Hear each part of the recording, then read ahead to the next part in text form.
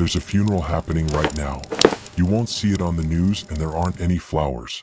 It's just me standing in a room watching the person I used to be take his last breath. Most people spend their whole lives terrified of the end. They beg for more time. But I realized that the most dangerous thing in this world isn't dying. It's staying alive as a version of yourself that the world has already hollowed out. The man I'm burying today was a good man. He was patient. He was nice. He waited his turn, he followed the rules, and he smiled while people stepped on his soul just to reach higher ground. He was a masterpiece of compromise. And that good man was a slow-acting poison. He was the one who told me to play it safe. He was the one who whispered that I wasn't ready yet. He was the one who made excuses for people who didn't deserve my time. I realized that if I let him live another day, he was going to murder my future. So I didn't wait for a savior. I didn't wait for the world to get easier. I became the executioner. I had to look that weak, hesitant version of myself in the eyes and tell him, "You don't get to go where I'm going." I watched him beg for the comfort of his old excuses. I watched him scream for the safety of his cage. And then, I let the fire take him. You're watching this because you're tired of carrying a corpse around too. You're protecting a version of yourself that's already dead. And if you want to live the life you've never had, you're going to have to do exactly what I did. Welcome to the end of who you were. The ghost I'm burying today wasn't a villain. That's the lie people tell you, that you only need to change if you're a bad person. The man he was actually pretty likable. He was the guy who stayed late at the office because someone asked him to. He was the one who laughed at jokes that weren't funny just to make people feel comfortable. He was good enough. He had a good enough job, good enough friends, and a good enough life. But good enough is just a polite way of saying you've given up. I used to watch him, this old version of me, sit on the edge of the bed every morning, staring at the floor, feeling this heavy, silent ache in his chest. He knew he was meant for something massive. He could feel the fire under his skin. But every time he went to reach for it, he stopped. He stopped because he was afraid of what his friends would say if he suddenly started acting ambitious. He stopped because he didn't want to make his family uncomfortable by outgrowing them. He was so terrified of being judged that he chose to be invisible instead. He traded his greatness for a seat at a table where he wasn't even wanted. I spent years protecting that guy. I defended his laziness by calling it patience. I defended his fear by calling it being realistic. I kept him alive because he was comfortable. He didn't require anything of me. He didn't ask me to sweat or bleed or stay up until 4 a.m. He just asked me to settle. But here's what they don't tell you about being the nice guy. The world doesn't reward you for your sacrifice. It just uses you until there's nothing left, and then it asks why you didn't do more. I looked at the trajectory of his life, the next 10, 20, 30 years, and I saw a man who would eventually die with a heart full of what-ifs and a mouth full of apologies. That's when the realization hit me like a physical blow to the stomach. Being good enough wasn't a virtue. It was a prison sentence. And the only way out of that cell was to kill the guard. I realized that if I wanted to become the man I saw in my dreams, the man I was currently being had to be erased. Not improved. Not fixed. Erased. Because you can't build a skyscraper on the foundation of a shack. You have to tear the whole thing down to the dirt first. Every man has a breaking point. For most, it's a slow leak, a gradual fade into nothingness. But for me, it was an explosion. I remember the exact moment the ground gave way. I was standing there watching life hand out rewards to people who hadn't worked half as hard as I had.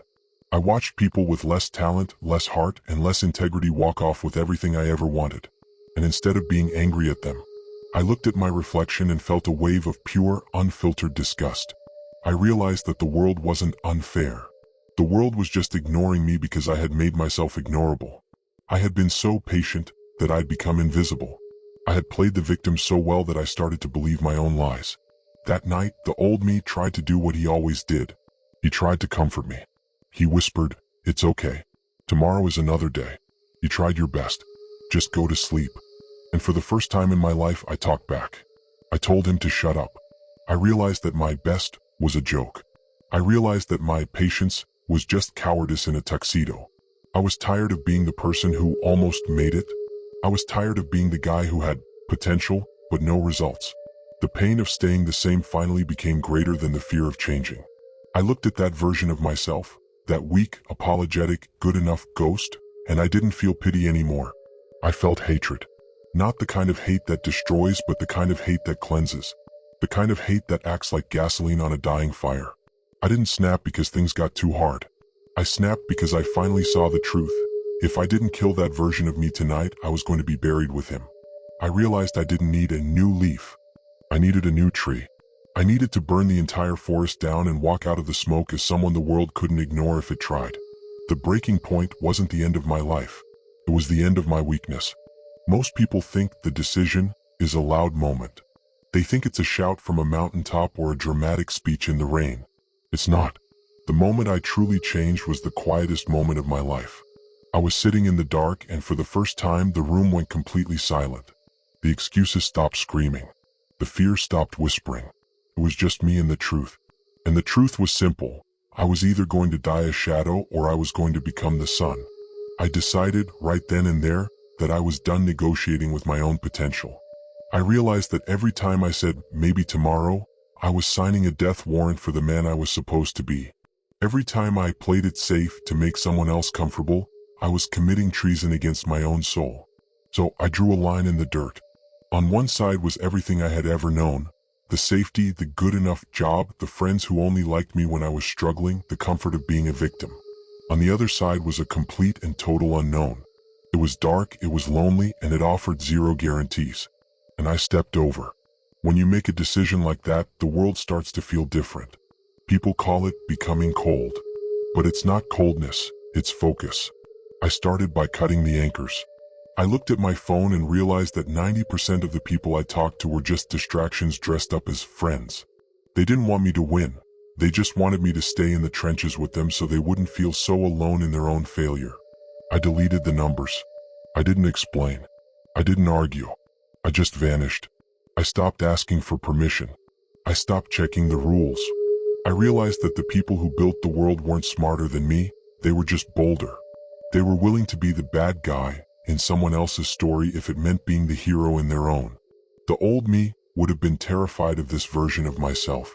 He would have called me selfish. He would have called me arrogant. And he would have been right, from his perspective. But his perspective was limited to the view from the bottom of the hill. I was looking at the peak. I understood the price. I knew I would be misunderstood. I knew I would be judged. I knew I would spend a lot of nights eating dinner alone in a room that smelled like hard work and obsession. But for the first time in 25 years, I felt clean. I wasn't a good guy anymore. I was a man on a mission. And a man on a mission doesn't have time to apologize for the space he takes up. I looked at the ghost of good enough one last time. He looked small. He looked fragile. He looked like a memory I didn't want to keep. I didn't say goodbye. I just walked out the door and locked it from the outside. Because once you decide that almost isn't enough, you can never go back to being the person who was satisfied with almost. The bridge is gone. The path is closed. There is only forward. And forward is where the monster lives. Making the decision was the easy part. Living with it, that was the war. See, they tell you that once you decide to change, the universe conspires to help you. That's a lie. When you decide to change, the universe tests you to see if you're actually serious, or if you're just another loud mouth making noise in the dark. For the first few weeks, the old me didn't just go away. He didn't stay locked behind that door. He lived inside my head like a parasite. And he was louder than ever. Every time I woke up at 4 a.m. while the world was still cold and silent, he was there. He'd whisper, "What are you doing?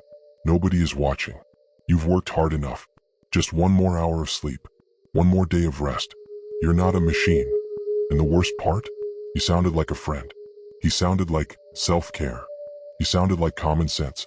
The war within isn't fought with swords and shields. It's fought with no. It's fought against the crushing weight of your own habits. I found myself sitting in my room, staring at a blank screen or a heavy weight, and I would feel this physical gravity trying to pull me back into the couch. My body was screaming for the dopamine it used to get from scrolling, from eating junk, from being comfortable.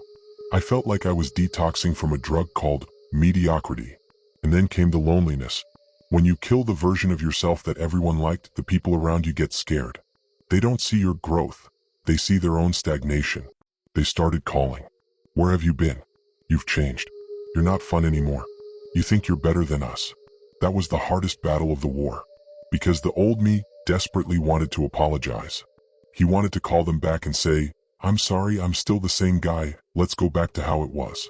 I had to sit in the silence and watch my social circle shrink until there was nobody left but me and the work. I had nights where I would just sit on the floor and shake. I felt like I had torn my own skin off and the air was too cold. I was grieving a person who was still trying to live inside me. It's a strange kind of mourning, when you're the murderer, the victim, and the priest all at the same time. But this is the secret most people miss. The war within is designed to break the weak parts of you so that only the unbreakable parts remain. Every time I said no to that old voice, I wasn't just working, I was recalibrating my soul. Every time I felt that itch to quit and I stayed for one more hour, I was executing another piece of my weakness. It's not about the result. It's about the fact that you stopped negotiating. I stopped asking myself, how do I feel? And started asking myself, what needs to be done? Because your feelings are the old you trying to keep you safe. Your feelings want you to stay in the cave where it's warm. But your purpose? Your purpose is out in the storm. I realized that the old me wasn't a ghost anymore. He was a weight. And the further I walked into the storm, the more I realized I couldn't carry him and the future at the same time. So I let go. I stopped trying to be balanced. I stopped trying to make everyone understand. I accepted that for a while, I was going to be the villain in everyone else's story just so I could be the hero in mine. The war within doesn't end with a victory parade. It ends when the old voice finally gets tired of screaming and realizes you're not listening anymore. It ends when the silence becomes your best friend. And in that silence, I finally heard my own heartbeat for the first time. There comes a moment when the talking stops, the planning stops, the soul-searching stops, and the execution begins. I stopped looking for motivation. Motivation is for amateurs. It's a feeling that comes and goes like the weather. I traded it for something much more dangerous, discipline. I became a stranger to my own comfort. I turned my life into a laboratory of efficiency. I stopped asking, do I want to do this? Because my desires didn't matter anymore. Only the mission mattered. I started treating my time like a currency that I was going to be audited for at the end of every day.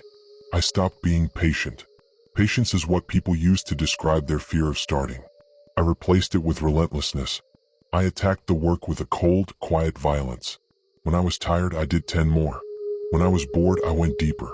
When the world was sleeping, I was in the trenches, refining the craft, building the foundation, and sharpening the blade. I realized that the old me used to work until he felt like he had done enough. The new me? I worked until the work was finished. People noticed the change. They didn't see the 4 a.m. starts or the 1,000 failures I had in the dark. They just saw the results. They saw the way I looked through people instead of at them. They saw the way I stopped laughing at things that didn't move the needle. They started calling me obsessed. They started saying I was taking it too far. I took that as a compliment. In a world full of people who are lukewarm about everything, obsession is a superpower. I didn't want to be balanced. I wanted to be undeniable. I wanted to create something so powerful that the world couldn't look away even if it wanted to. I stopped apologizing for my ambition. I stopped shrinking myself so others wouldn't feel small. If my growth made you uncomfortable, that was your problem to solve, not mine. I realized that to reach the top, you have to be willing to be the villain in the eyes of the people who are satisfied with the bottom. This was the execution. It wasn't a single event, it was 1,000 tiny murders. Every day I killed a little bit more of my laziness. Every day I strangled another excuse. Every day I buried a little more of that good guy who used to care about everyone's opinion. I wasn't building a career. I wasn't building a brand. I was building a new human being. And for the first time in my life, I wasn't afraid of the mirror. Because the man looking back at me didn't have a single almost left in his eyes. When the fire finally burns out, you don't find ashes. You find the foundation. For a long time, I thought I was losing myself. But as the old me faded away, I realized I wasn't losing anything. I was just clearing the wreckage. I was making room for the new architecture. See, the old version of me was built on sand. He was built on the opinions of people who didn't even know themselves. He was built on the fear of being too much and the desperate need to be liked. That structure was never meant to hold the weight of a legacy. It was built to collapse. The new architecture is built on something different. It's built on the 4 o'clock a.m.s that nobody saw. It's built on the no's I said to people I used to love. It's built on 1,000 hours of silence where I chose to face my demons instead of distracting myself from them. Every brick in this new house was forged in the dark. I noticed that I started moving differently. I didn't rush anymore. When you're weak, you're always in a hurry because you're afraid you'll run out of time. When you're strong, you move with the weight of a mountain. You realize that you don't have to chase the world, you just have to be undeniable and the world will come to you. I stopped looking for validation in the eyes of others. I looked at the new architecture I had built within myself and realized that my own respect was the only currency that mattered. I became my own highest authority. People ask me if I'm happy, and I tell them, happy is a word for people who are satisfied with a moment. I'm not happy. I'm centered. I'm integrated. I'm finally at peace because there is no longer a war between who I am and who I'm supposed to be. The two versions of me have finally become one. The new architecture isn't about the money in the bank or the status on the screen. It's the fact that I can look in the mirror, truly look, and I don't see a stranger anymore. I see the man I was always meant to be, standing on the grave of the man I had the courage to kill. The view from here is different. The air is thinner and it's a lot quieter. But for the first time in my life, I can breathe. Every victory has a price tag. And the higher you climb, the more the world expects you to pay in cash. People see the new architecture. They see the confidence, the results, and the life I've built. They call it the dream. But they didn't see the transaction. They didn't see what I had to leave behind at the gates to get in here. The first thing I lost was the comfort of being understood. When you're good enough, everyone understands you. They relate to your excuses because they have the same ones. But when you kill that version of yourself, you become a mirror that reflects everyone else's cowardice. They won't tell you they're jealous. They'll tell you that you've changed. They'll tell you that you're cold. They'll try to make you feel guilty for outgrowing the cage they're still sitting in. I had to accept that I was going to be the villain in the stories of people I once loved. I had to sit in the silence of rooms where my name used to be spoken with warmth, knowing it was now spoken with a sneer. Then there's the loneliness. There's a specific kind of quiet that lives at the top of the mountain. It's not the peaceful quiet of a Sunday morning. It's the heavy quiet of a commander who has no one left to give him orders. I spent years wishing for freedom, only to realize that true freedom means there is no one left to blame. If I fail now, it's on me. If I falter, it's on me. I look at my old phone sometimes, at the names of people I haven't spoken to in years. I remember the laughs, the late night talks, the easy comfort of being one of the guys. And I won't lie to you, there are nights where I miss it. There are nights where the old me tries to crawl back out of the grave and whisper, was it worth it? Look at how alone you are. Come back to the warmth. Come back to the dirt. But then I look at my hands. These hands aren't shaking anymore. They aren't reaching out for permission. They aren't begging for a handout. These are the hands of a man who built his own world from the ashes of his own weakness. The price of the crown isn't the work. The work is easy. The price is the people you lose, the versions of yourself you have to abandon, and the fact that you can never go back. You have seen too much. You have become too much. You have tasted the blood of your own potential, and you can never be satisfied with ketchup again. I paid the price willingly, because I realized that I would rather be lonely at the top than well-liked at the bottom. I would rather be a monster who conquered his demons than a good guy who let his demons win. So, if you're on this journey and you feel the weight of the isolation, if you feel the sting of being misunderstood, don't panic. That's just the bill coming due. Pay it. Pay it all. Because the only thing more expensive than the price of the crown is the cost of never wearing it. I didn't tell you this story to show you what I did. I told you this story to show you what you're currently avoiding. Right now, as you're listening to my voice, that old you is sitting right there next to you. He's the one who told you to click on this video so you could feel motivated without actually having to do anything. He's the one who's already planning your next excuse for tomorrow morning. He's the one who's terrified that you might actually listen to what I'm saying. Because he knows that if you decide to pick up the blade, he's the first one who has to die. You've been mourning a life you haven't even lived yet. You've been protecting a version of yourself that is nothing more than a cage built out of other people's expectations. You've been waiting for a sign, a savior, or a better time. Consider this your sign. The resurrection doesn't happen in a church. It happens in the dirt. It happens the moment you decide that the pain of being good enough is officially worse than the pain of being great. It happens when you stop asking for permission to exist and you start demanding the space you were born to take. Look at your life. Look at your habits. Look at the people you call friends. Are they building the new architecture with you, or are they just scavenging the wreckage of your potential? You have a choice to make tonight, not tomorrow. Tonight. You can turn off this video, go back to your good enough life, and keep carrying that corpse around until it buries you. Or you can walk to the mirror, look that ghost in the eyes, and tell him the truth. You don't get to go where I'm going. The world doesn't need more nice guys. It doesn't need more people who almost made it. The world needs people who have been through the fire and came out the other side as something else. It needs the monsters who chose to be heroes. I've paid my price. I've built my kingdom. Now, the question is, how much longer are you going to let a dead man live your life?